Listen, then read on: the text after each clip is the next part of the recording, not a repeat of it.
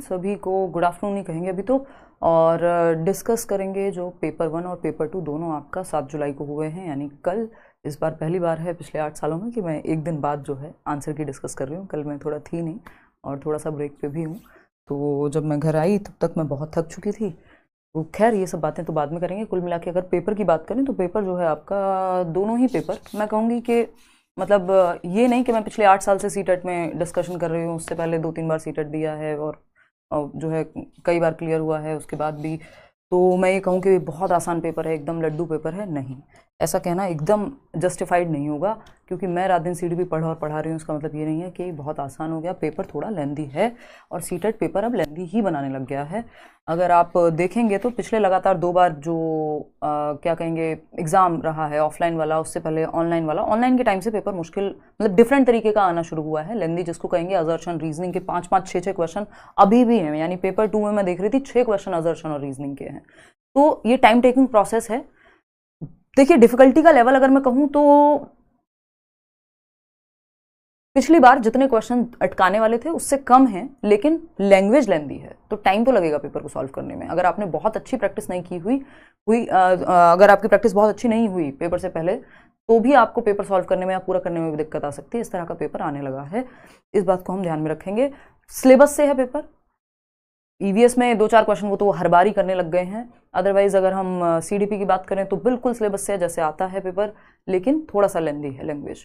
ठीक, चलिए खैर समझते हैं कहानी क्या है और देखते हैं कि क्वेश्चंस कैसे हैं। अच्छी प्रैक्टिस करके जाइए, बढ़िया से पढ़ के जाइए। जिन लोगों ने क्लासेस में पढ़ा है, बैच में पढ़ा है, मैराथन देखी है, आउट ऑफ सिलेबस बिल्कुल नहीं है पेपर, आप आराम से कर पाएंगे, लेकिन बशर्ते आपने वो देख के ठीक से समझ के प्रैक्टिस की हो, है ना। ऐसा नहीं होगा कि आपने सिर्फ, पहले यही होता था मैराथन देख के चले गए पेपर देने अगले दिन। अभी भी बहुत लोगों को हेल्प हुई होगी, क्योंकि बहुत सारे टॉपिक्स, मतलब सारे जो टॉपिक्स हैं वो टॉपिक्स तो बदले नहीं हैं, लेकिन अगर आपने पढ़ के नहीं समझा, पेपर को टाइम नहीं दिया पेपर से पहले थोड़ा भी पढ़ने में, प्रैक्टिस में, तो अब आपको दिक्कत होगी। उस तरह का एग्जाम अब आता है। चलिए खैर, चाइल्ड डेवलपमेंट एंड पेडागोजी यानी बाल विकास एवं शिक्षण शास्त्र पेपर 2 है ये पहले जो हम डिस्कस करेंगे 30 क्वेश्चंस। फिर पेपर 1 भी इसी वीडियो में, इसी सेशन में हम करेंगे। तो जो उन लोगों ने सिर्फ पेपर 1 दिया है वो थोड़ा स्किप करके 20-30 मिनट जितने भी लगेंगे उसको करने में, आप पेपर 1 देख पाएंगे। अभी पेपर 2 फटाफट से करते हैं, क्वेश्चंस को ही डिस्कस करेंगे फटाफट से, आंसर की मतलब आंसर की ही रखेंगे, लंबा डिस्कशन नहीं। चलिएगा, क्वेश्चन नंबर 1 है और आपके सामने है ये क्वेश्चन। थोड़ा सा इसको बड़ा कर लेते हैं। पहले अच्छा खासा जो क्वेश्चन है वो इस तरह से देते थे कि हिंदी और इंग्लिश दोनों साथ में पढ़ लिए जाएं। आजकल ऐसे देते हैं कि दिक्कत ही हो जाती है पढ़ने में। देखना, असर्शन और रीजनिंग यानी अभिकथन। अभिकथन क्या है? Teachers should respect the individuals, यानी 2 एक क्वेश्चन आपको जरूर ऐसे मिल जाएंगे जिसमें आप फंसेंगे। और दूसरा, लेंदी है पेपर, मुश्किल पता नहीं कितना सही होगा कहना, लेकिन लेंदी है पेपर। जो पहली बार पढ़ रहा है उसको फिर लेंदी की वजह से मुश्किल अपने आप लगने लगता है। असर्शन है teachers should respect the individual differences among learners and adapt their teaching to cater to needs of all students. वही बिल्कुल सही बात है, इंडिविजुअल डिफरेंसेस का ध्यान रखना चाहिए टीचर्स को, 1 नंबर का टॉपिक है, ट्रू है। Collaborations, group works and interactions among students should be avoided. अभी अपने आप में नेगेटिव बात हो गई, अवॉइड क्यों करें भाई? Should be avoided while teaching a class of diverse learners, ये कहना गलत है, क्योंकि आप अवॉइड नहीं कर सकते ग्रुप डिस्कशन को। तो A is true but R is false. ए जो है वो कथन सही है बट आर सही नहीं है। सिंपल बात, व्यक्तिगत विभिन्नताओं का सम्मान करना चाहिए, ठीक बात है, लेकिन शिक्षकों को विविध पृष्ठभूमि के विद्यार्थियों के बीच चर्चा नहीं करानी, ये गलत है। तो ए सही है लेकिन आर गलत है। ये जो सेट है आई थिंक के है, हाँ, पेपर 2। देखिएगा second question. Thank you ma'am, thank you Shariq, आप सभी को होपफुली हेल्प मिली ही होगी, उस बात में तो कोई संशय नहीं है। क्वेश्चन नंबर 2 देखिएगा एक बार। ये कहता है, यहाँ ये दिख भी नहीं पा रहा होगा, थोड़ा सा क्वेश्चन दिख ही नहीं पा रहा, नहीं तो बहुत छोटा हो जाएगा। हाँ, क्वेश्चन नंबर 2 देखना एक बार, क्या कह रहा है क्वेश्चन नंबर 2। अ की कॉमनैलिटी इन पियाजे एंड वाइगोस्कीज थियरी। पियाजे और वाइगोस्की की थियरी में प्रमुख समानता क्या है? अब समानता यही है कि दोनों रचनावादी हैं, तो बच्चे को रचना करने पे, एक्टिव रखने पे ही फोकस कराएंगे, सिंपल बात। कंस्ट्रक्टिविस्ट लोग हैं, एक रेडिकल हैं, एक सोशियो हैं, जो लास्ट वाला सेशन था उसमें भी बताया था। Involvement and engagement of children in their own learning, के बच्चों को इन्वॉल्व रखने की बात करते हैं, दोनों ही एंगेजमेंट की बात करते हैं। Role of centre in cognitive process, देखिए कॉग्निटिव कल्चर को जो है सेंटर में रखना नहीं, सिर्फ वाइगॉस्की रखते हैं, पियाजे नहीं रखते। उनका जो रिलेशनशिप है लैंग्वेज और थॉट को लेके, भाषा और विचार को लेके एकदम अलग है। ठीक, focus on stage like progression in children, stage की बात पियाजे करते हैं, वाइगॉस्की नहीं करते हैं। तो एक ही कॉमनैलिटी है यहाँ पे इन 4 ऑप्शंस में, बच्चों की स्वयं की शिक्षा में संलग्नता, कि बच्चा एक्टिवली सीखे, चाहे वो समाज के साथ, चाहे वो एक्टिविटी करके, बट एक्टिव तो होना पड़ेगा उसको। क्वेश्चन नंबर 3 देखिएगा एक बार, ये क्या कहता है भाई, क्वेश्चन नंबर 3 क्या कहता है, फटाफट से देखेंगे। देखिएगा, ग्रुप को लेके कुछ बात चल रही है। Which of the following correctly describes culturally responsive teaching to cater to diverse groups, अलग अलग तरह के ग्रुप्स को सिखाने के लिए सांस्कृतिक रूप से उत्तरदायी शिक्षण, यानी कल्चरली रिस्पॉन्सिव हो, कल्चर को भी ध्यान में रख करके, अलग अलग बच्चों की नीड्स को ध्यान में रख करके बनाया गया हो, इंटेंशनली डिजाइंड हो, ठीक है, अडेप्टिव हो, चेंज हो सके टाइम के साथ, डिफरेंशिएटेड हो, यानी समय के अनुसार या नीड के अनुसार उसमें अलग अलग मेथड्स इन्वॉल्व हो, स्टैंडर्डाइज्ड हो। देखो, कल्चरली रिस्पॉन्सिव के साथ स्टैंडर्डाइज नहीं जाता है। स्टैंडर्डाइज्ड अपने आप में एक नेगेटिव टर्म है। बहुत साल पहले मैंने एक बार टर्म्स कराए थे, उसके बाद आज तक दोबारा टर्म्स कराने का मौका ही नहीं मिल पाया। और ये बात मैं आपको हमेशा कहती हूँ कि जब भी आप टर्म्स के बेसिस पे याद कर रहे हैं, यानी जिसको हम पॉजिटिव नेगेटिव वर्ड कह रहे हैं, कुछ लोग टैग वर्ड कह देते हैं, मैं टर्म्स कह देती हूँ, इनको कभी भी आइसोलेशन में रट्टे नहीं लगाने चाहिए। अगर आप कॉन्टेक्स्ट नहीं समझेंगे कि स्टैंडर्डाइज्ड वर्ड किस कॉन्टेक्स्ट में यूज हुआ है, तो क्वेश्चन गलत होने की संभावना हो जाती है। अब स्टैंडर्डाइज्ड को पॉजिटिवली देखा जा सकता है, जैसे आपका स्कूल का टाइम टेबल, आपके स्कूल की यूनिफॉर्म, आपके स्कूल के जो मैथ्स का सिलेबस है, तो अब देखा जाए तो सबके लिए सेम ही है। लेकिन यहाँ पे मुझे जो लगता है कि फाइनली ये लोग नहीं इसको लेंगे, नहीं तो इसको पॉजिटिव देखा जा सकता है अगर हम डिटेल में जाएंगे तो हम फर्स्ट सेकंड 3 के साथ ही जा रही हूँ। 1% चांस है कि इसमें बोर्ड जो है कंसिडर कर ले स्टैंडर्डाइज्ड को, बट क्योंकि ये क्वेश्चन जिस तरह से पूछा है तो वो करेगा नहीं, आंसर आपका फर्स्ट सेकंड थर्ड ही रहेगा, इसमें टेंशन नहीं लेनी, उसके बारे में चर्चा कभी और कर लेंगे डिटेल में, बट हाँ उसको पॉजिटिव बनाया जा सकता है। क्वेश्चन नंबर 4 डिपेंड करेगा लैंग्वेज क्या यूज हुई है पेपर में। अकॉर्डिंग टू जीन पियाजे, how are children different from adults, यानी अडल्ट से कैसे अलग हैं बच्चे पियाजे के अनुसार। अभी ये किसी ने मुझे टैग भी किया था इंस्टाग्राम पे किसी रील वगैरह में, जहां मैं ये डिस्कशन कर रही थी, आप मैराथन का ही पार्ट था वो, कि बच्चों की थिंकिंग क्वालिटेटिवली डिफरेंट होती है बड़ों से, ना कि क्वांटिटेटिवली। बच्चा भी उतना ही सोचता है, तो बच्चों का जो सोच है वो गुणात्मकता में भिन्न है या काइंड यानी प्रकार में भिन्न है, अमाउंट में सेम ही होती है। क्वेश्चन नंबर 5 देखिएगा, ये क्या कहता है भाई। अगर हम बात करें क्वेश्चन नंबर 5 की, समझते हैं क्वेश्चन नंबर 5 क्या कह रहा है। आपको फाइनल आंसर की में एक आध क्वेश्चन कभी रेयर ही होता है, वैसे पिछले बहुत सालों में नहीं हुआ है कि जहां आंसर की में कुछ और हमने कुछ और डिस्कशन किया हो, बट फिर भी मैं हमेशा यही कह के चलती हूँ कि 1% चांस होता है कई बार। ठीक, you are a teacher who wants to help your students develop metacognitive skills. भाई मेटाकॉग्निटिव यानी परासंज्ञानात्मक क्षमताएं जो हैं आप बच्चों में, या कौशल जो हैं वो आप क्या करना चाहते हैं, डेवलप करना चाहते हैं। सिंपल बात, यानी बच्चे थिंकिंग बियॉन्ड थिंकिंग जाएं, तो सोचने पे जोर पड़ेगा, वही ऑप्शन सही होगा जिसमें सोचने पे जोर हो। Following strategies is most likely to foster this type of thinking, जहां बच्चा सोच रहा होगा, समराइज करना, मेमोराइज करना, qualitative feedback on their performance, giving students marks, नहीं मार्क्स की जगह क्वालिटेटिवली, हाँ ठीक है, लेकिन सबसे ज्यादा जो सोचेगा बच्चा, क्योंकि पूछा कुछ और है हमसे, encouraging students to reflect on their own learning and thinking processes. बच्चों को आप प्रोत्साहित कर रहे हैं कि वो स्वयं के सीखने और सोचने की प्रक्रिया पर विचार करने के लिए प्रोत्साहित हों, वो कैसे सीखते हैं, है ना, रिफ्लेक्ट कर रहे हैं, प्लानिंग कर रहे हैं, रिव्यू कर रहे हैं खुद को ही। चलिएगा, 4th ऑप्शन यहाँ पे सही था। क्वेश्चन नंबर 6 देखेंगे, लैंग्वेज एंड थॉट को लेके वाइगॉस्की के बारे में कुछ है। According to Lev Vygotsky, what is the relationship between language and thought, भाषा और विचार के बीच क्या संबंध है, किसके अनुसार, वाइगॉस्की के अनुसार। देखिए, वाइगॉस्की के अनुसार जब हम भाषा और विचार के संबंध की बात करते हैं, भाषा और विचार के संबंध की बात करते हैं जब हम, तो यहाँ पे वाइगॉस्की सिंपल कहते हैं। हमने लास्ट जो मॉक टेस्ट किया था उसमें मैंने आपसे बात की थी कि लैंग्वेज एंड थॉट क्या है, इंडिपेंडेंट होते हैं जीवन के कुछ सालों में, बाद में जाके वो मर्ज हो जाएंगे। ठीक, तो यानी दोनों कॉम्प्लेक्सली इंटर रिलेटेड हो गए। सेकेंड ऑप्शन, शुरुआती सालों में, ऐसा नहीं है हमेशा स्वतंत्र हैं, पैरेलली चलते हैं शुरुआत में, बाकी बाद में मर्ज हो जाएंगे। क्वेश्चन नंबर 7 देखिएगा, क्वेश्चन नंबर 7 क्या कहता है। A teacher asks herself, how can I provide experiences that require students to classify different types of objects in the environment and analyze their classification schemes? Which intelligence is she trying to promote in students?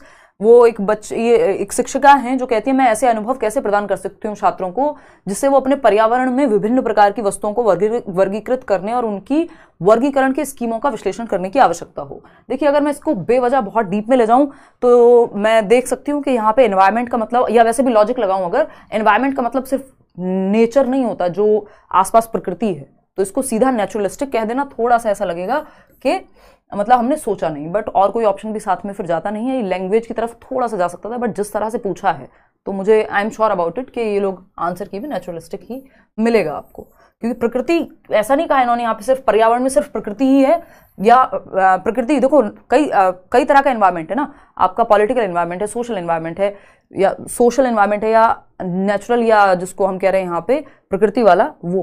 तो social और natural की अगर हम बात करें तो पर्यावरण सिर्फ पर्यावरण लिख दिया है यहाँ पे, तो हम उसी सेंस में मानते हैं, लेकिन यहाँ इन जनरल कि ये प्रकृति की ही बात कर रही हैं, तो हम जाएंगे नेचुरलिस्टिक के साथ ही।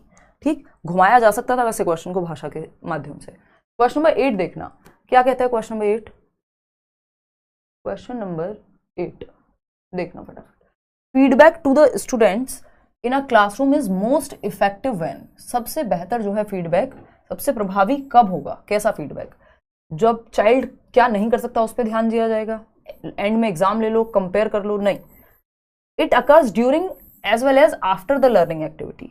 भाई जो फीडबैक है तो जहां जरूरत है सीखने की प्रक्रिया के दौरान भी आपको टीचर ने फीडबैक दे दिया कहीं पे अगर आप कुछ गलती कर रहे हैं, और बाद में भी। ठीक, तो fourth option is the right answer over here. आगे बढ़ेंगे 9th क्वेश्चन पे। क्या कहता है, थोड़ा सा बड़ा क्वेश्चन है, पढ़ने में दिक्कत हो सकती है, फिर भी मैं पढ़ के बता देती हूँ। हिंदी वाला पार्ट पूरा नहीं दिख रहा है। अगर मैं देखूं यहाँ, थैंक यू मैम, मेरा 100 आ रहा है, बहुत बढ़िया। अभी और भी बढ़ेगा या चीज़ें ठीक होंगी, क्योंकि ऑफिशियल आंसर की देखो 15 दिन में आ जाती है। सीटेट की अगर मैं बात करूँ 15 दिन में ऑफिशियल आंसर की, 1 महीने में रिजल्ट आ जाता है। तो आप ये मान के चलिए जुलाई अंत तक जो है आपकी आंसर की आ जाएगी ऑफिशियल वेबसाइट पे, और 7 अगस्त तक या 15 अगस्त से पहले पहले आपका रिजल्ट आ जाएगा। 1 महीने वाला ही रहता है, एक से कभी कभी वो 1 आध हफ्ता एक्स्ट्रा हो जाता है, 1 हफ्ता कम हो जाता है। चलिए खैर क्वेश्चन पढ़ते हैं। तो देखते हैं यहाँ पे, Rama is a teacher who is implementing Vygotsky's theory in her classroom and she assigns her students to work in groups, complete challenging task. During the task one student struggles to understand a key concept, what would be the most effective way for Rama to help. Group task कराते समय रमा ने देखा एक बच्चा struggle कर रहा है task करते हुए, वो कार्य करते हुए, तो कैसे करें, कैसे मदद करें। डिफरेंट टास्क दे दो, ये तो कोई तरीका नहीं हुआ, है ना। फिर encourage the student to try solve, नहीं। प्रोवाइड स्टूडेंट विद आंसर, बिल्कुल भी नहीं। Work through the problem with the student and providing guidance and feedback जहां जरूरत है। तो छात्र के साथ आपको समस्या पर काम करने की जरूरत है, और समूह में अन्य सदस्यों से भी अगर मदद लेने की जरूरत है तो वो करेंगे। तो सेकेंड ऑप्शन सही था। आएंगे क्वेश्चन नंबर 10 पर। क्वेश्चन नंबर 10 क्या कहता है भाई? क्वेश्चन नंबर 10 कहता है, क्वेश्चन नंबर 10 क्या कहता है? क्वेश्चन नंबर 10 कहेगा change and stability in emotions, personality and social relationships together constitute. यानी चेंज किसमें? Stability in emotions, personality and social relationships. भावनाओं, व्यक्तित्व और सामाजिक संबंधों में परिवर्तन और स्थिरता किस विकास में शामिल है? देखिएगा, ये सुनने में आपको ना इसमें जो आंसर होगा ऑफिशियली वो भावनात्मक ही होगा, है ना। I am sure about it, मतलब I am quite sure about it. बहुत ही, अगर हम वैसे देखें तो इसमें 2 आंसर और हो सकते हैं। अगर आप आंसर की को भूल जाएं तो इसमें फिर तो साइको सोशल के साथ भी जाया जा सकता है, पर्सनैलिटी के साथ भी जाया जा सकता है, बट वो सेंस नहीं बनाएगा। उसके बहुत सारे रीजंस हैं, चर्चा डिटेल में कभी और करेंगे, बट इसका आंसर इमोशनल डेवलपमेंट रहेगा।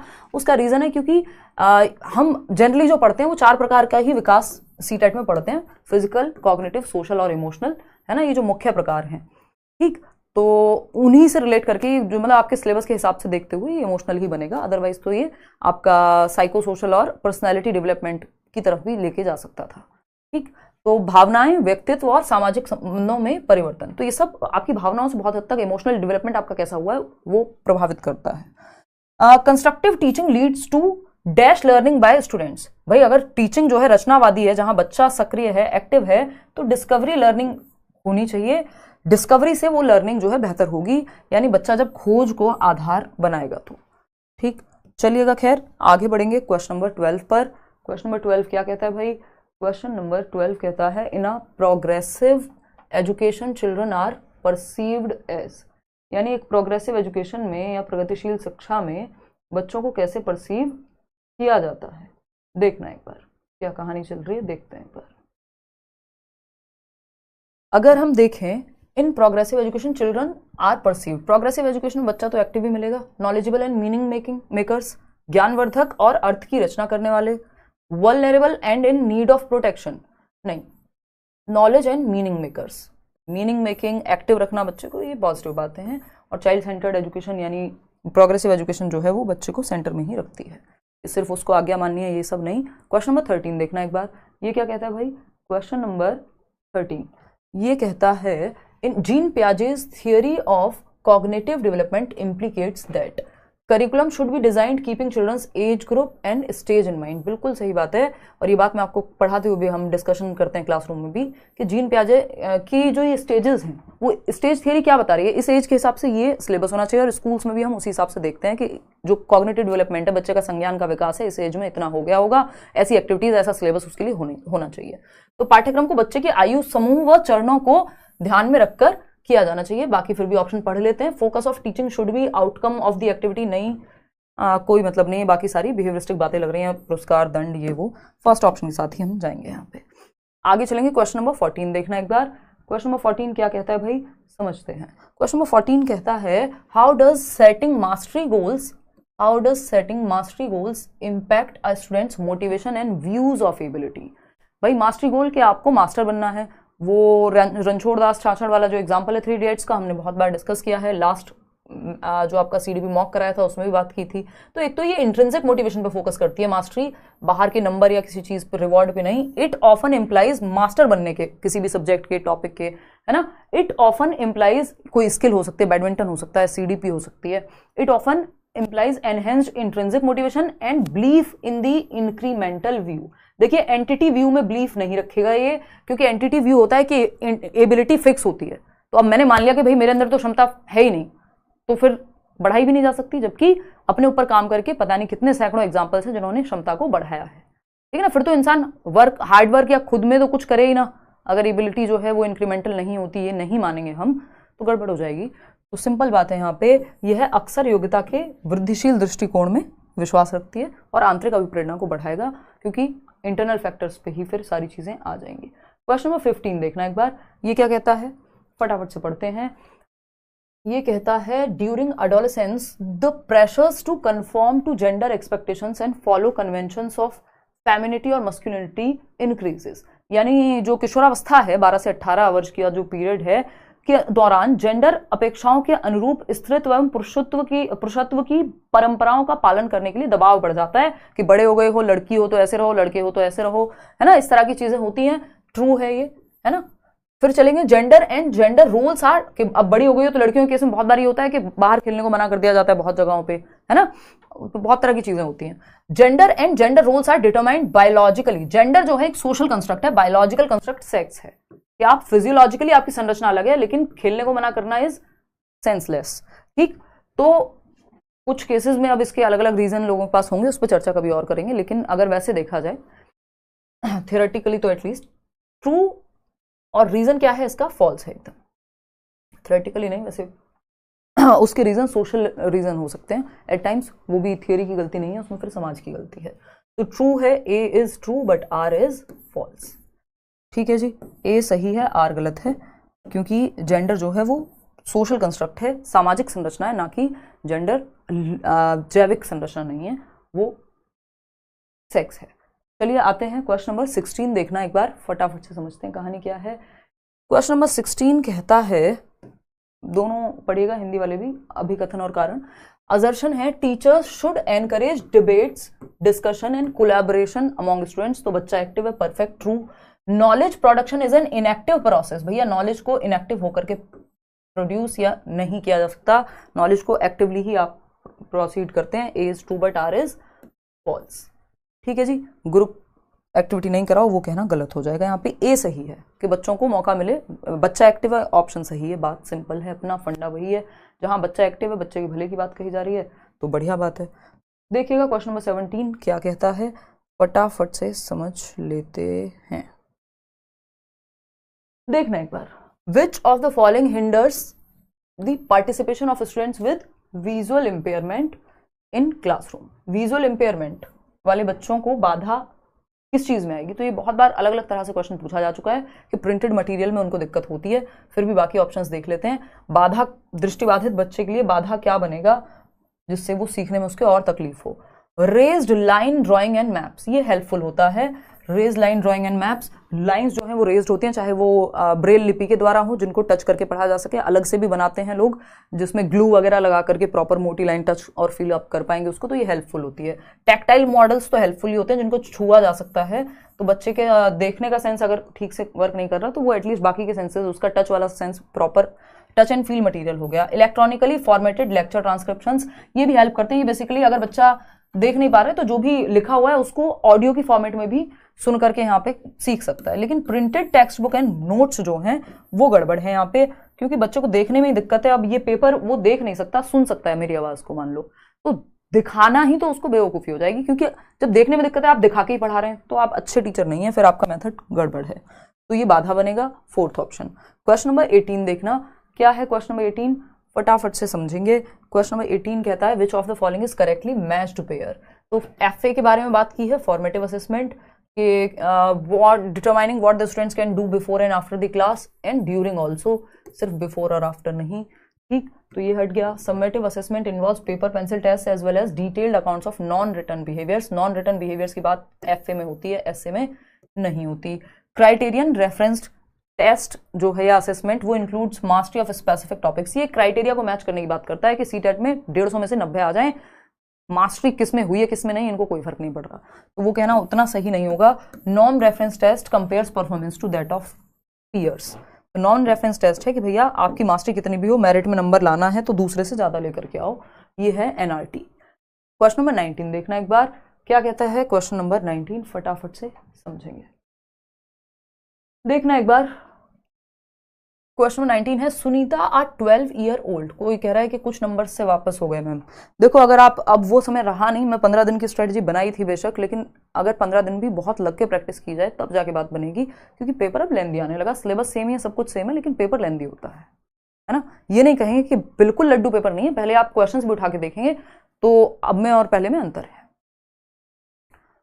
मैम रोल नंबर 1 रो में 2 सर्कल हो गए हैं लेकिन नंबर्स में सही है। अलका शायद रीड कर लिया जाए, शायद नहीं, दोनों ही बातें हैं, इसमें कुछ पक्का नहीं है। नंबर अगर सही है और 2 लेकिन आपने सर्कल भर दिए तो वो जनरली तो रीड मतलब नहीं होना चाहिए, बट क्योंकि वो रोल नंबर है तो ऐसा करते भी होंगे लोग, तो इन लोग को भी आइडिया होगा। तो अभी इस पे इफी वाली सिचुएशन है कि मतलब 50-50 वाली बात है।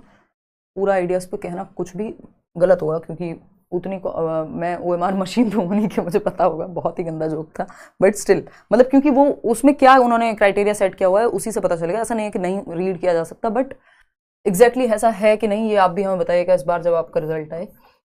Sunita 12 year old girl, number वैसे सही है तो ज़्यादा दिक्कत नहीं होनी चाहिए, मैं होप ही देना चाहूँगी आपको। सुनीता कह रही हैं एक बच्ची है 12 साल की, shows exceptional musical ability, both her parents are accomplished singers and they send her for classes for voice training after the school. ठीक है, सिंगर्स हैं पेरेंट्स और एनवायरमेंट भी अच्छा दे रहे हैं प्रैक्टिस के लिए, तो हेरिडिटी एंड एनवायरनमेंट की वजह से वो अच्छी सिंगर है।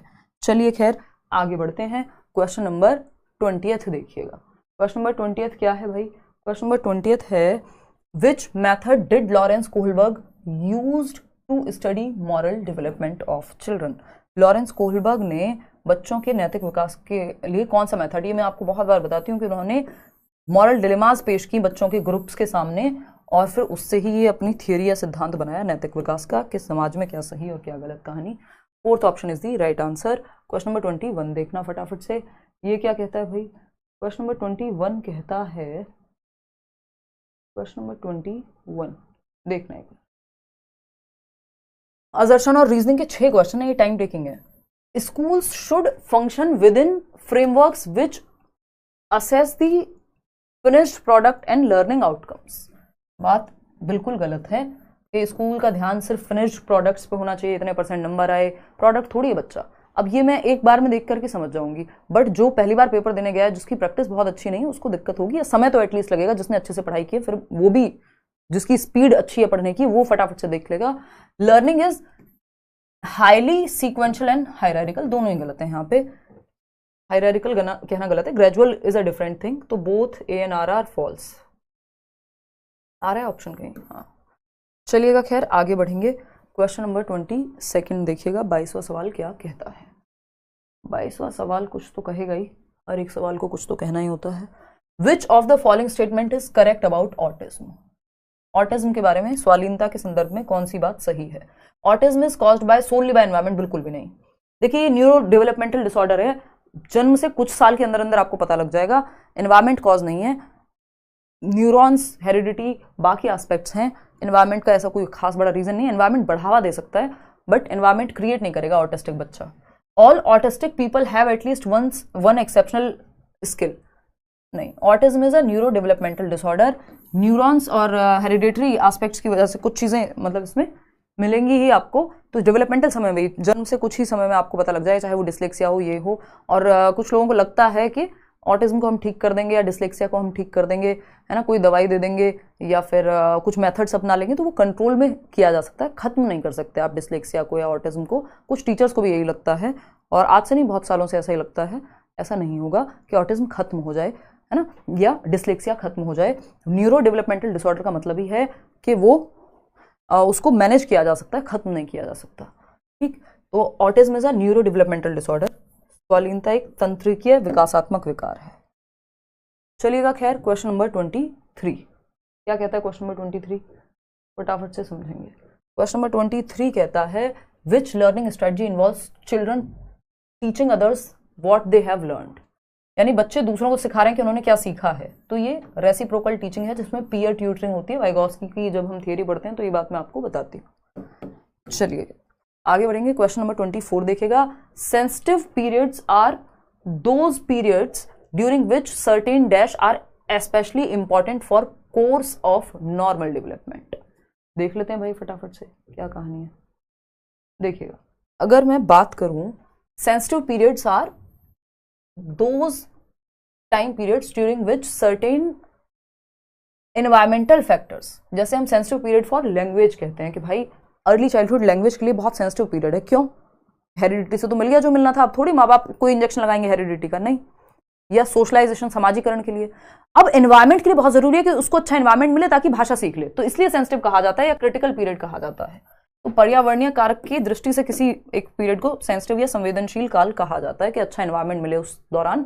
जैसे किसी को स्पोर्ट्स पर्सन बनना है तो अच्छी ट्रेनिंग मिलेगी उस दौरान तो बात बन जाएगी, अगर उसके अंदर वो हेरिडेटरी क्षमता या वैसे वो हेल्थ वाइज या फिजिकल एबिलिटी उसकी ठीक है। तो students struggling with dyslexia can be taught to read, यानी वो बच्चे जो पठन वैकल्य से जूझ रहे हैं रहे छात्रों को पढ़ना सिखाया जा सकता है। कैसे सिखाया जा सकता है भाई बताइए? By giving long and complex passage. नहीं, अभी लास्ट ईयर भी आया था ये पेपर में क्वेश्चन। इस पेपर में कई क्वेश्चंस रिपीटेड भी हैं, वैसे हर पेपर में होते हैं सीटेट के, लेकिन उतना डायरेक्ट नहीं है अब पहले जितना होता था। तो आपको पता होगा एक ऑप्शन आया था कि through systematic phonological training, phonological training के ध्वन्यात्मक प्रशिक्षण के माध्यम से आप बार बार प्रैक्टिस कराएंगे। जैसे हम वो कमल कमल नहीं करते हैं, मतलब ये जस्ट उदाहरण है कि साउंड्स कैसी होती हैं, साउंड क्या बन रही है किसी एक लेटर से या एक वर्ड में, उसकी ट्रेनिंग दे करके हम डिसलेक्सिक बच्चों को सिखा सकते हैं, बिल्कुल सिखा सकते हैं, लेकिन डिसलेक्सिया खत्म नहीं कर सकते।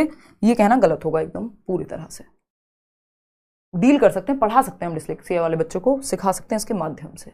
विच of the following question promotes analytical thinking, यानी कि कौन सा प्रश्न जो है विश्लेषणात्मक चिंतन को बढ़ावा देता है, यानी विश्लेषण करने की क्षमता, एनालिसिस करने की क्षमता। What is the total population of India. भाई हमें पता है जब हम बात करते हैं व्हाट वाले क्वेश्चंस जनरली क्लोज एंडेड होते हैं या हमें नहीं बताते एनालिसिस के बारे में या क्रिटिकल थिंकिंग के बारे में। हाउ वाले क्वेश्चंस जनरली बताते हैं, बट ये हुआ टर्म्स से, टैग वर्ड से, पॉजिटिव नेगेटिव वर्ड से सीखने का तरीका। अगर क्वेश्चन को आप पूरा नहीं पढ़ेंगे तो गड़बड़ हो जाएगा। जिन्होंने सिर्फ रट्टे लगाए होते हैं कुछ वर्ड्स के, उनको दिक्कत आती है पेपर में। What is the total population of India, तो आप बता देंगे भाई जितनी भी है 150 करोड़ के आसपास, 148 या जो भी है अभी, ठीक। प्रॉपर तो सेंसस के हिसाब से तो अभी आई नहीं है। What are the various causes of increase of population in India.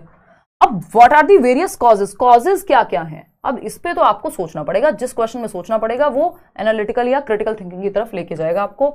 The capital city आप बता देंगे फटाफट से, है ना, तो ये वन वर्ड आंसर है, इसमें सोचने पे मजबूर आप नहीं हुए।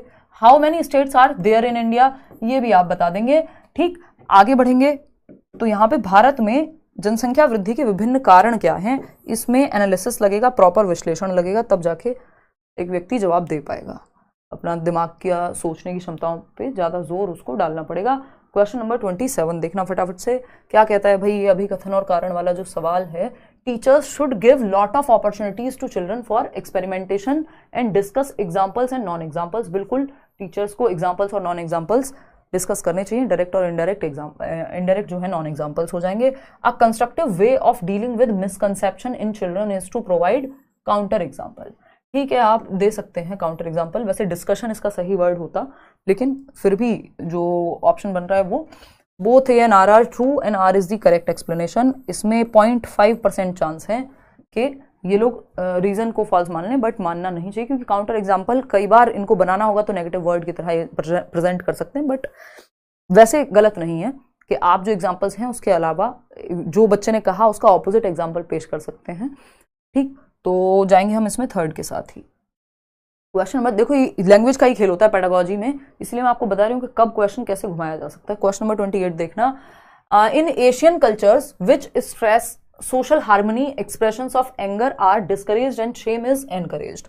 यानी कि एशियाई संस्कृतियों में, जैसे हम हैं और जापान आई थिंक, और मैं कल्चर के हिसाब से सोच रही हूँ, आसपास की जो कंट्रीज हैं हमारे देश के वो सब तो हैं ही, चाहे वो श्रीलंका हो, चाहे वो और कोई भी कंट्री हो, बांग्लादेश हो, नेपाल हो, एशियाई संस्कृतियों में जो सामाजिक सद्भावना पर जोर देते हैं कि भाई सोशली हार्मनी बनी रहनी चाहिए, है ना, क्या कहेगा समाज, क्या कहेंगे चार लोग, और क्रोध की अभिव्यक्ति को हतोत्साहित किया जा सकता है। अरे गुस्सा कैसे कर सकते हो तुम, बड़ों को ऐसे बोल दिया, मुद्दा नहीं देखा जाएगा, हो सकता है बात सही हो, ठीक है, तो क्रोध की अभिव्यक्ति को हतोत्साहित किया जाता है और शर्म को प्रोत्साहित किया जा सकता है। बड़े हैं भाई, शर्म करो, है ना, ये क्या है, ये हमारे यहाँ प्रोत्साहित होता है। बिल्कुल, वेस्टर्न कंट्रीज में या वेस्टर्न कल्चर में ये चीज उस तरह से नहीं है, तो बात सही है, A is true, but okay, A ही ट्रू है, अभी तो हमने ए की बात समझी है। आर देख लेते हैं, emotions are subjective and do not play any role in learning, ये फॉल्स हो जाएगा कि भैया इमोशंस सब्जेक्टिव होते हैं, मैं किसी तरह से फील कर सकती हूँ, सामने वाला सेम बात पे किसी और इमोशन को फील कर सकता है, तो ट्रू और फॉल्स, तो A is true but R is false. ठीक है, क्लियर है बात, आगे बढ़ेंगे। बेसिकली सिंपल है, जो एशियन कंट्रीज हैं वहां पे आपका जो है सोशलिस्ट नेचर है, कलेक्टिविस्ट सोसाइटी है, जो एक साथ लेके चलने वाली बात है, और जो वेस्टर्न कल्चर है वो थोड़ा इंडिविजुअलिस्टिक सोसाइटी या पर्सपेक्टिव को, व्यक्ति पर को ज़्यादा फोकस करेगा। चलिएगा, खैर आगे बढ़ेंगे क्वेश्चन नंबर 29 पर। क्वेश्चन थोड़ा सा ब्लर है, अगर आप नहीं पढ़ पा रहे हैं तो मैं पढ़ के बता देती हूँ, देखना एक बार। मैं ही नहीं पढ़ पा रही हूँ, कौन सा सेट लगा दिया। In order to develop critical thinking, प्रश्न आपका समालोचनात्मक चिंतन पे एक क्वेश्चन आते हैं, critical thinking among students, teacher को क्या करना चाहिए। सिंपल है, questions that involve inferences and explanation, बिल्कुल सही बात है। ऐसी व्याख्या, ऐसे प्रश्न पूछे जिसमें निष्कर्ष और व्याख्या निकालने का मौका मिले, तो बच्चे की सोच पे जोर पड़ेगा दिमाग पे, मतलब जोर मतलब नेगेटिव सेंस में नहीं, थिंकिंग प्रोसेस जागेगी, तो क्रिटिकल थिंकिंग वाला क्वेश्चन बन जाएगा। चलिएगा, खैर इंक्लूसिव क्लासरूम्स की बात कर लेते हैं, समावेशी कक्षाओं की, तो सबके लिए बनते हैं ये, सिर्फ स्पेशल बच्चों के लिए नहीं। Aim to remove all kind of differences, नहीं भाई, are meant to offer differentiated instruction as per individual differences. ये बात हमने बहुत बार की है इंक्लूसिव एजुकेशन में, इंडिविजुअल डिफरेंसेस में, कि व्यक्तिगत विभिन्नताओं का ध्यान रखते हुए विभेदित निर्देश, डिफरेंशिएटेड इंस्ट्रक्शन, बच्चे की नीड के अनुसार अलग अलग मेथड्स का आप यूज करेंगे। आगे बढ़ेंगे, क्वेश्चन नंबर ओके, खत्म ही हो गया क्वेश्चन, पूरा पेपर कर लिया हमने सॉल्व, मेरा ध्यान ही नहीं था। चलिए, खैर ये पेपर 2 आपका सॉल्व हो गया है। मुझे लगता है एक भी आंसर इधर उधर होगा, फिर भी क्योंकि ये लैंग्वेज वाला पेपर होता है या पेडागोजिकल पेपर है, मैथ्स तो है नहीं, तो उस केस में कई बार एग्जामिनर दूसरे पॉइंट ऑफ व्यू से सोच लेता है, फिर भी एक आध क्वेश्चन में हो जाए कहीं, कुछ 1% चांस रहते हैं, उसको मान के चलना चाहिए। वैसे मेरे आंसर की अगर आप प्रीवियस वीडियोज़ देखेंगे आज से कई साल पहले तक की, तो आसानी से गलती आपको मिलेगी नहीं। चलिएगा, खैर आउट ऑफ 30 कितना आपने स्कोर किया ये आप बता दीजिएगा। अब आते हैं पेपर 1 के क्वेश्चन पे, ठीक है। ऑल द बेस्ट आगे के लिए भी, अगर पेपर में गड़बड़ हुई है तो, और जिनका बहुत ही अच्छा गया पेपर उनको भी। वैसे मुझे लगता है कि अगर आपने मेरे साथ आप जुड़े हुए थे, या लेट्स लर्न के साथ, या करियर लैब पे भी आप बैच में भी थे, तो आराम से मतलब 27-28 मार्क्स आप ला सकते हैं। 1-2 क्वेश्चन होंगे जो फंसाएंगे, क्योंकि जब आप पेपर में जाते हैं और वहाँ का प्रेशर भी होता है, कई बार 30 आउट ऑफ 30 भी लाते हैं कई लोग, लेकिन अभी जिस तरह का एग्जाम आने लग गया है, मुझे नहीं लगता कि 30 आउट ऑफ 30 बहुत आसान है लाना।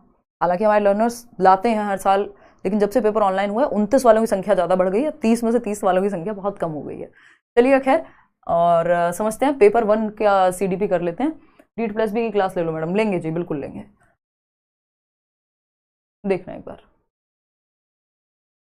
फटाफट से, अभी मैं आपकी बातें भी सुनूंगी, पहले ये पेपर 1 और सॉल्व कर लेते हैं। तो ये पेपर 1 का पेडागोजी है, 30 क्वेश्चंस फटाफट सॉल्व करेंगे, वही एक्सप्लेनेशन कम रख के।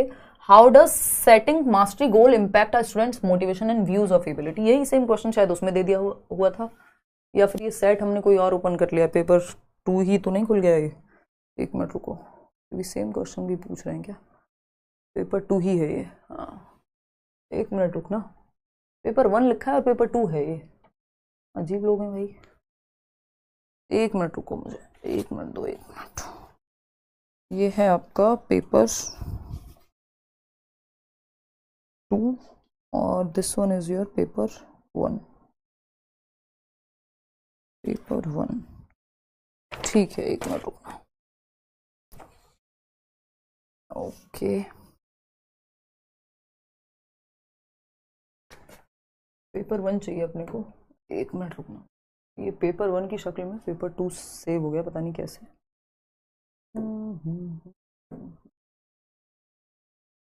एक सेकेंड, मैं चेक भी कर लेती हूँ।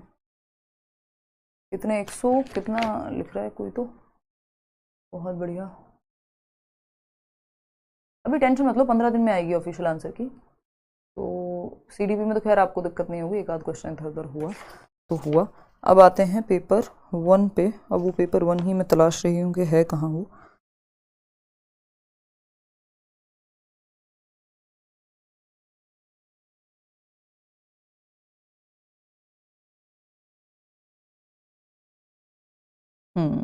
दिस वन इज,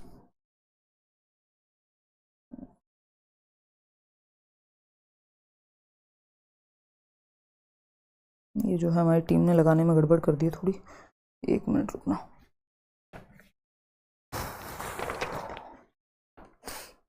एक मिनट में कंटिन्यू कर रहे हैं यहीं से।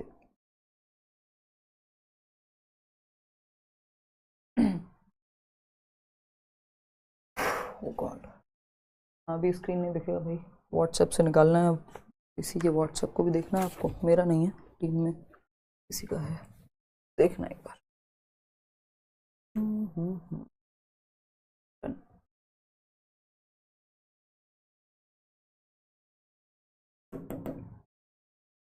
चलिए कर लेते हैं फटाफट। अब पेपर 1 यहाँ से देखना एक बार। पेपर मेरा अच्छा गया, थैंक यू सो मच। अच्छा जी, धन्यवाद आपका भी, आपने बताया। देखिएगा फटाफट से करते हैं क्वेश्चन सॉल्व। ये है पेपर 1 का CDP वाला सेक्शन। जनरली मैं अलग कराती हूँ बट इस बार लेट हो गया तो एक ही में कर लेते हैं, एक ही वीडियो में। क्वेश्चन नंबर 1 देखना।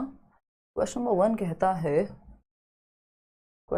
कहता है which of the following would support continuous and comprehensive evaluation, सतत एवं व्यापक मूल्यांकन को सपोर्ट करेगा growth and learning progress portfolio. Simple, वृद्धि और अधिगम पोर्टफोलियो, सिर्फ बेस्ट वर्क वाला नहीं।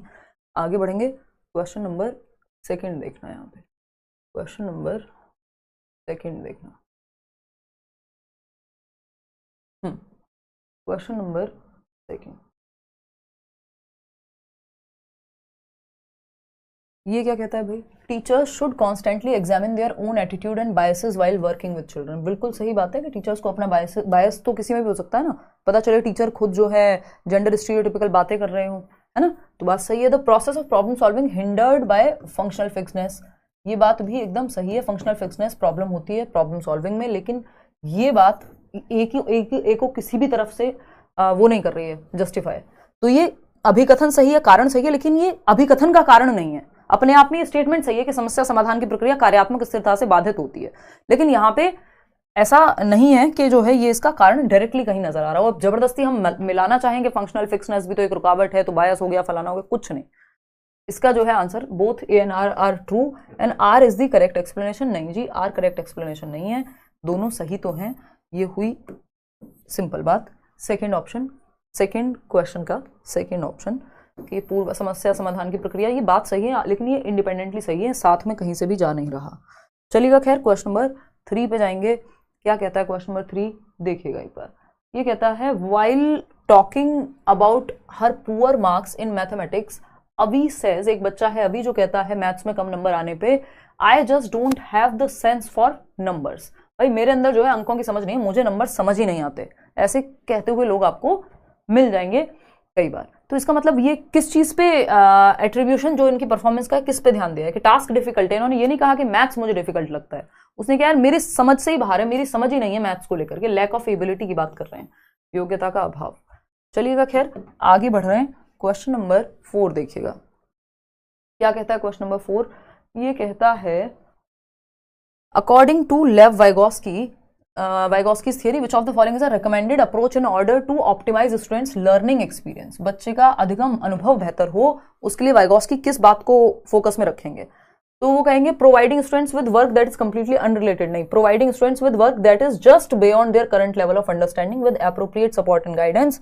जो हम कहते हैं आपका स्कैफोल्डिंग कहाँ दी जानी चाहिए? जहां हल्की सी दिक्कत आ रही हो बच्चों को, just beyond the current level. तो छात्रों के वर्तमान स्तर पर आधारित उनको उचित समर्थन और मार्गदर्शन के साथ काम प्रदान करना। चलिए खैर आगे बढ़ते हैं, नेक्स्ट क्वेश्चन, क्वेश्चन नंबर 5 क्या कहता है देख लेते हैं। Which of the following statement best describes the role of the teacher in progressive education? बच्चे को एक्टिव रखना, फैसिलिटेटर होगा टीचर, बिल्कुल second option is the right answer, सुविधा दाता के रूप में कार्य करेगा टीचर। आगे बढ़ेंगे, Howard Gardner's concept of intelligence implicates that, Howard Gardner का जो बुद्धि की अवधारणा का निहितार्थ है वो किस तरफ लेके जाता है?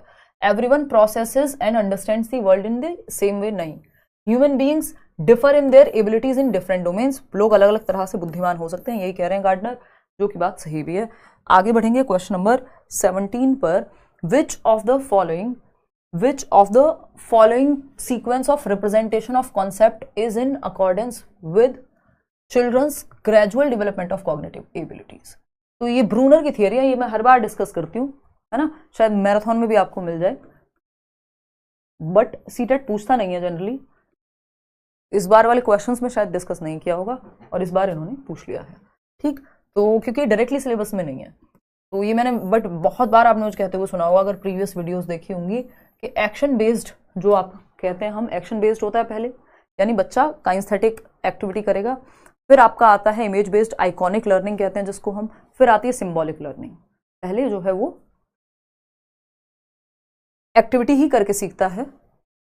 आगे बढ़ेंगे तो ये फर्स्ट ऑप्शन होगा, क्रिया आधारित, पहले बच्चा छोटी सी बुक भी मिल जाएगी तो उसके साथ खेलेगा, एक्टिविटी करेगा, फिर उसके बाद वो जो है इमेजेस को पहचानने लगता है, फिर वो सिंबल्स जैसे लैंग्वेज को सीखता है, तो first option is the right answer. चलिएगा आगे बढ़ेंगे, नेक्स्ट क्वेश्चन कहता है assertion teachers should provide emotional support to children to ensure effective learning, emotional support भी होनी चाहिए ताकि बच्चा अच्छे से सीख पाए, क्योंकि इमोशंस इंपॉर्टेंट हैं, emotions and cognition are related to each other in complex ways, ये लास्ट सेशन में भी मैंने डिस्कस किया था आपके साथ, जो मॉक टेस्ट में भी, both and R true and R is the correct explanation, दोनों इंटर रिलेटेड हैं जब तक जिजोंग ना लिखा हो। आगे बढ़ेंगे नेक्स्ट क्वेश्चन पे, विच of the following statement about development is correct, यानी डेवलपमेंट के बारे में कौन सी बात जो है वो सही है, ये हमसे पूछ रहे हैं। कौन पूछ रहे हैं? एग्जामिनर जी, सीबीएसई ने पूछा है, 9th question, which of the following statement about development is correct. Development discontinuous है, जब प्याजे नहीं लिखा, एक पर्सपेक्टिव नहीं पूछा, तो बेवजह क्यों हम इसको डिसकंटिन्यूअस करें। डेवलपमेंट अकर्स है ना, या फिर ये नहीं पूछा कि कुछ परिप्रेक्ष्य या कुछ सिद्धांतवादी मानते हैं कि डिसकंटिन्यूअस है, इन जनरल हम कॉन्टिन्यूअस मान के चलते हैं सिद्धांतों के अनुसार, स्पाइरल मैनर में होती है, लीनियर नहीं होता डेवलपमेंट, ठीक है। Development proceeds from specific to general, नहीं, different aspects of development are independent, भाई इंटरडिपेंडेंट होते हैं, इंटर रिलेटेड होते हैं, तो ये सही है कि स्पाइरल होगा, डेवलपमेंट आगे पीछे ना कि एक सीधी रेखा में जाएगा, तो second option is the right answer over here. आगे बढ़ेंगे क्वेश्चन नंबर 10 पर, according to Lev Vygotsky children regulate their own behaviour through the inner speech या silent inner speech, private speech के द्वारा भी ये काम होता है, बट ऑप्शंस के अकॉर्डिंग हमें पता है कि यही बेस्ट है। Which pedagogical approach would be adopted by teachers who firmly believe in रचनावाद या कंस्ट्रक्टिविज्म, कौन सा मेथड अपनाएंगे वो, to teach concepts of floating and sinking to class 5th children, बच्चों को एक्टिव रखेंगे, गाइडेड डिस्कवरी यहाँ पे सही ऑप्शन होगा, है ना, कि उनको फ्लोटिंग एंड सिंकिंग सिखाना है तो कोई एक एक्टिविटी वो करा सकते हैं जिसमें वो साथ में गाइड कर रहे हों, ठीक, निर्देशित खोज। चलिएगा खैर आगे बढ़ेंगे, क्वेश्चन नंबर, बच्चा सबसे ज्यादा जहां एक्टिव है वही ऑप्शन सही है, ये सिंपल फंडा हमने डिस्कस किया हुआ है। क्वेश्चन नंबर 12 देखिएगा, विच of the following is not an effective memory technique for meaningful learning, meaningful learning के लिए कौन सा एक इफेक्टिव मीनिंगफुल लर्निंग का टेक्निक नहीं होगा, तो रोट रिहर्सल जो है, रट्टा लगा रहे हो बस आप, 2 एकम 2, 2 दूनी 4, बहुत अच्छा तरीका नहीं है। कॉन्सेप्ट मैपिंग अच्छा तरीका है, आप प्रॉपर कॉन्सेप्ट का मैप बनाते हो। निमोनिक जो मैं आपके साथ डिस्कस करती हूँ, SPCF, दुनिया भर के निमोनिक मैंने इंट्रोड्यूस कराए हैं टीचिंग एग्जाम्स में, हमने जो है किए हैं साथ में, इस बात को बहुत ही गौरव से कहा जा सकता है। इलेबोरेटिव रिहर्सल, इसमें भी जो है ये भी बेसिकली ऐसी टेक्निक है जिसको आप प्रीवियसली जो आपको पता होता है उससे जोड़ते हैं, है ना, तो ये भी अच्छा तरीका होता है। इस पर फिर बहुत लंबी चर्चा होगी, जब जाकर के इसको डिस्कस करेंगे कभी और। आगे बढ़ेंगे क्वेश्चन में, विच of the following is not a characteristic of a well formulated critical thinking question. तो एक अच्छा वेल फॉर्म्ड क्रिटिकल थिंकिंग वाला क्वेश्चन जो है कौन सा नहीं होगा, जो मल्टीपल ऑप्शंस रखे, बिल्कुल सही बात है, क्रिटिकल थिंकिंग में होता है। फैक्चुअल इन्फॉर्मेशन पे बेस्ड हो, नहीं। It requires analysis and evolution, ठीक है। हायर लेवल थिंकिंग, ठीक है, लेकिन सेकंड ही गलत है, और जो गलत है वही सही है क्योंकि पूछा ही गलत है। यह मुख्य रूप से सिर्फ तथ्यात्मक होगा, रट्टाफिकेशन या सिर्फ तथ्य ही तथ्य होंगे, नहीं भाई, सोचने पे मजबूर करे, वो होता है क्रिटिकल थिंकिंग वाला क्वेश्चन। आते हैं क्वेश्चन नंबर 14 पर। ये कहता है classroom pedagogy should be culturally responsive to meet the needs of students from diverse cultural backgrounds, ठीक बात है। Equity in classroom can be ensured only through standardised curriculum, नहीं भाई, डिफरेंशिएटेड लर्निंग और फ्लेक्सिबल करिकुलम के थ्रू हो सकती है अचीव, तो A is true but R is false, third option is the right answer over here. आगे बढ़ेंगे क्वेश्चन नंबर 15 पर। जागृति हैज लर्न, जागृति एक बच्ची है जिसने क्या सीखा है, has learn that her dog rusty, जो जागृति के घर में कुत्ता है उसका नाम है रस्टी, और रस्टी जो है एक गोल्डन रिट्रीवर है, यानी एक ब्रीड है डॉग्स में से एक ब्रीड जिसको गोल्डन रिट्रीवर कहते हैं, और भी तरह की ब्रीड्स आपकी होती हैं, अब मैं उस पर नहीं जाऊंगी। When she sees another dog that looks similar to Rusty, अब एक और डॉग है जो सिमिलर दिखता है बट उसकी ब्रीड डिफरेंट है, तो वो उसको सिर्फ डॉग कहती है क्योंकि उसको ब्रीड नहीं पता कि ये पमेलियन है या कोई और है ना, लेब्रा है, वट एवर इट इज, ठीक। तो according to Jean Piaget's theory of cognitive development which concept does this demonstrate, तो भाई एसिमिलेशन, जो उसके दिमाग में एटलीस्ट फीडेड है इन्फॉर्मेशन, उसके बेसिस पे वो बिहेव कर रही है। अगर नहीं एग्जैक्ट पता, लेकिन उसको ये तो पता है ना डॉग है, क्योंकि डॉग का स्कीमा उसके दिमाग में है, तो सिंपल है यहाँ पे समायोजन। आगे बढ़ेंगे नेक्स्ट क्वेश्चन पे। नेक्स्ट क्वेश्चन क्या है भाई, heredity totally determine an individuals, heredity क्या डिटर्मिन करेगी, क्या सुनिश्चित करेगी, तो सेक्स तो सुनिश्चित कर देती है, यानी बच्चे का लिंग क्या होगा, जो बायोलॉजिकल कंस्ट्रक्ट वाला, वो तो ये कर देगी। Gender, academic success, learning style, ये सब नहीं करेगी, ये तो एनवायरमेंट पे बहुत हद तक प्रभावित होता है। चलिएगा क्वेश्चन नंबर 17 देखिएगा, ये देखो कैसे उड़ के जो है 15-16 से कहाँ पहुंच गया। देखो क्वेश्चन नंबर 17 देखिए, क्वेश्चन नंबर 17 क्या कहता है, हल्का सा इसको, और एक तो ये पेपर जो है आजकल इस तरह से देने लगे हैं, इसको छोटा बड़े ही करते रहो। यहाँ पे कारण या कथन की अगर हम बात करें तो यह teacher should focus on asking questions in classroom and encouraging children also to ask questions rather than giving instruction, बच्चों को भी प्रश्न पूछने के लिए उनको प्रोत्साहित करना चाहिए। ट्रू है ये बात, ठीक है ना, करेक्ट है ये बात। Child centred pedagogy means giving opportunities to children's voices and ensuring participation, ये बात भी सही है कि बाल केंद्रित शिक्षा में हम बच्चों को मौके देते हैं, तो ए और आर दोनों ही सही हैं, ए आर की सही व्याख्या करता है, ये बात भी सही है। चलिएगा खैर आगे बढ़ते हैं क्वेश्चन नंबर 18 पर। ये क्या कहता है देख लेते हैं एक बार, क्वेश्चन नंबर 18 क्या कहता है फटाफट से देखते हैं। Repetitive and ritualistic behaviour is an identifying characteristic of, दोहराव व बारंबार किए जाने वाले व्यवहार, यानी स्टीरियोटिपिकल बिहेवियर जो मैं आपको बताती हूँ बहुत बार, ये आपका ऑटिज्म में आएगा। Repetitive behaviour ASD autism spectrum disorder में आएगा, स्वालीनता, फर्स्ट ऑप्शन। आगे बढ़ेंगे क्वेश्चन नंबर 19 देखिएगा, ये क्या कहता है भाई, ये कुछ तो कह ही रहा होगा, हर एक सवाल है कुछ तो जवाब मांगेगा ही। Learners feel engaged and actively involve in process of learning, जब वो उनके संदर्भ से जुड़ी हुई गतिविधि कर रहे होंगे तो इंटरेस्ट आएगा, उनकी दुनिया से जुड़ी हुई एक्टिविटी या कुछ सीख रहे होंगे जो उनकी दुनिया से जुड़ जाए तो अच्छा सीख पाएंगे। कॉन्टेक्स्ट में सीखना अच्छा होता है, ये बात हम जमाने से कहते आए हैं, जमानों से। देखना यार 20वां सवाल है, children with learning difficulties typically, जिन बच्चों को लर्निंग डिफिकल्टीज होती हैं, यानी डिसलेक्सिया हो सकता है और भी तरह की जो है आपकी लर्निंग डिसेबिलिटीज हैं, तो डिफिकल्टी है अगर बच्चे को सीखने में तो क्या होगा, सीखने की अक्षमता या कठिनाइयों की बात हो रही है। Have difficulties in reading due to their poor sight, अब हमें नहीं पता, इन्होंने ये नहीं कहा विजुअली चैलेंज बच्चा है। लर्निंग डिफिकल्टीज जब सीटेट में आती हैं तो उनका ज्यादातर मतलब यही होता है कि वो आपकी बात कर रहे हैं डिसलेक्सिया और इन सब की, है ना, या ADHD वगैरह भी हो सकता है, लेकिन जनरली हम ये मान के चलते हैं। तो लर्निंग डिफिकल्टी में जरूरी नहीं है कि विजुअली दिक्कत होगी बच्चे को, तो ये नहीं कहा जा सकता, हमें नहीं पता, हो भी सकती है और नहीं भी ठीक, have problems in regulating there emotion, हो भी सकता है और नहीं भी, जरूरी नहीं है कि किसी को डिसलेक्सिया है तो उसको इमोशनल प्रॉब्लम होगी, वो समाज जबरदस्ती उस पर बोझ डाल डाल के बना दे, उसको बुरा बुरा कह के बना दे, जैसे तारे जमीन पर मूवी में किया गया था, तो इमोशनल प्रॉब्लम हो सकती है, उसकी वजह से फिर अदर प्रॉब्लम्स हो सकती हैं, तो ये बिल्कुल जरूरी नहीं है। Have confusion with letter and alphabets that look alike, जो लेटर और अल्फाबेट एक जैसे दिखते हैं, यदि हाँ ये डिसलेक्सिया में समस्या होती है, और ज़्यादातर मैंने आपको कहा था सीरेट का सिलेबस जनरली जब लर्निंग डिफिकल्टी की बात करेगा तो वो बात कर रहा होता कहीं ना कहीं इन्हीं लर्निंग डिसेबिलिटीज़ की, जो एलडीज हैं आपकी, डिसलेक्सिया, डिस्कैल्कुलिया और ये सब। Have very low IQ as diagnosed, बिल्कुल भी नहीं है ऐसा कि लर्निंग डिफिकल्टी वाले बच्चे का IQ कम ही होगा, तो थर्ड ऑप्शन, एक जैसे दिखने वाले ऑप्शन अक्षरों में दिक्कत हो सकती है, B और D को पढ़ने में, 6 और 9 में। ठीक, क्वेश्चन नंबर 21 देखना एक बार। क्वेश्चन नंबर 21 क्या कहता है भाई? ये कहता है feral children, those who experienced severe human social deprivation since very young age, usually have delayed or hindered development, and despite rehabilitation, the improvement in certain domains of development is like to be subordinate. This period wherein development is significantly influenced by environment support is called, यानी ऐसे बच्चे जिन्होंने बहुत कम उम्र में गंभीर मानसिक या सामाजिक अभाव का जो है अनुभव किया, यानी समाज ने उनको एक्सेप्ट नहीं किया या साइड कर दिया, तो अब उन्हें बाद में मिलने पे भी दिक्कत होगी। तो ये क्योंकि सेंसिटिव पीरियड, जो एनवायरमेंट में अभी हम बात कर रहे थे पेपर 2 में, संवेदनशील काल होता है, जिस समय आपको जिस चीज़ की जरूरत होती है वो इंपॉर्टेंट होती है, बाद में कई बार उसकी वैल्यू नहीं रहती, ये मैं आम भाषा में बात कर रही हूँ, है ना। तो ये एक बेसिक सी बात है। आगे बढ़ेंगे, क्वेश्चन नंबर 22 देखिएगा। Preconceived generalisations about behaviour of various gender are called.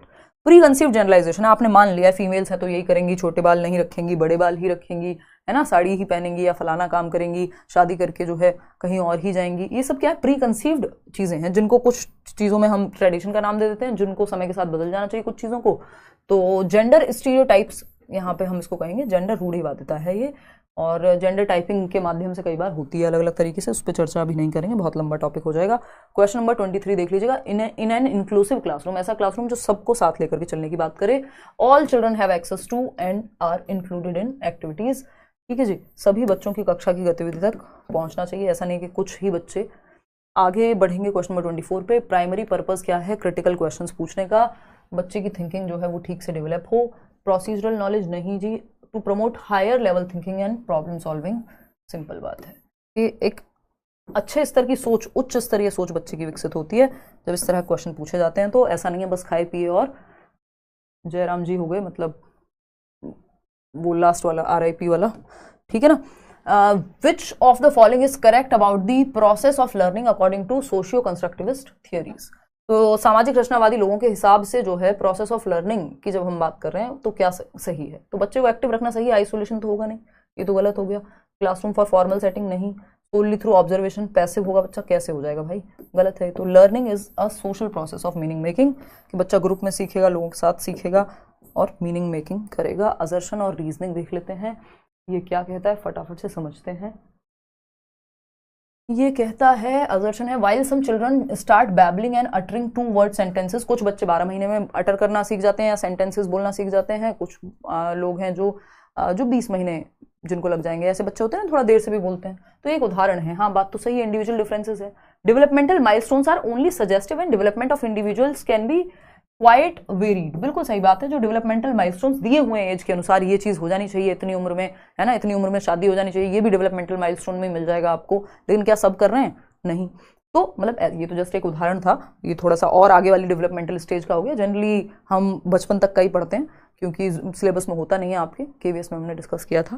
तो ऐसा है कि डेवलपमेंटल माइलस्टोन सजेस्टिव हैं, फिक्स नहीं हो गए कि इंडिविजुअल डिफरेंसेस इनमें नहीं हो सकते, ठीक है। तो both A and R are true and R is the correct explanation of A।